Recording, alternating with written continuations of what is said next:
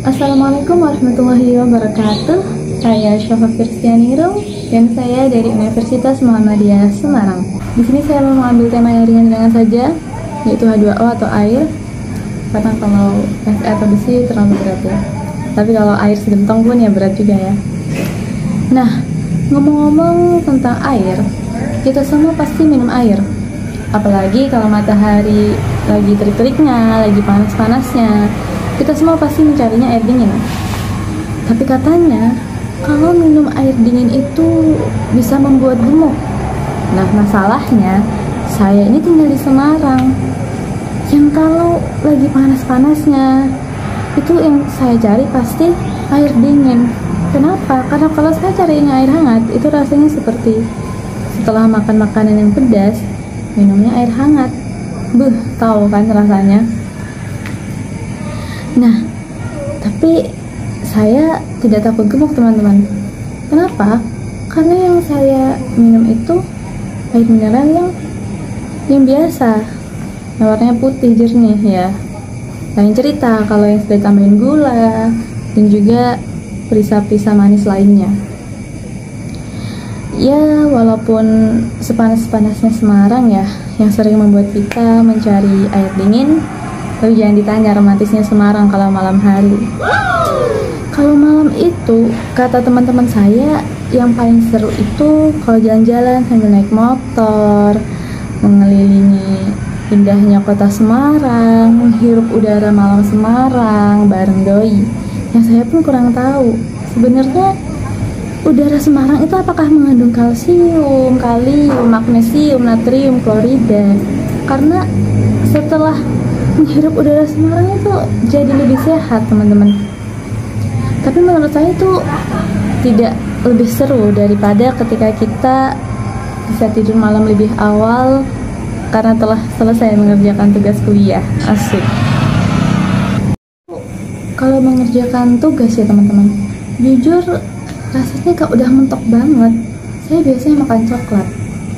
Lagi-lagi saya dibilangin sama teman saya, kalau makan coklat itu bisa bikin gemuk. Awalnya saya takut, dan karena saya penasaran itu benar atau tidak, makanya saya coba browsing di internet. Tapi setelah itu saya tidak takut lagi, karena ternyata yang membuat gemuk itu coklat yang kadar gulanya tinggi dan konsumsinya tidak dibatasi. Sedangkan yang saya makan itu buah coklat. For your information ya guys, dulu saya tuh suka banget makan buah coklat waktu zaman SD, karena di belakang rumah nenek saya tuh ada gitu. Kalau sekarang sejujurnya saya sudah jarang sekali lihat. Saya takutnya ada ibu hamil yang ngidam coklat. Sudah dibelikan oleh suaminya coklat merek A, B, C, D, ternyata salah. Dan yang ternyata dimaksud itu adalah buah coklat. Nah, sobat pasti sudah tahu ya, kalau ibu hamil itu kebutuhan asupan gizinya pasti lebih ya.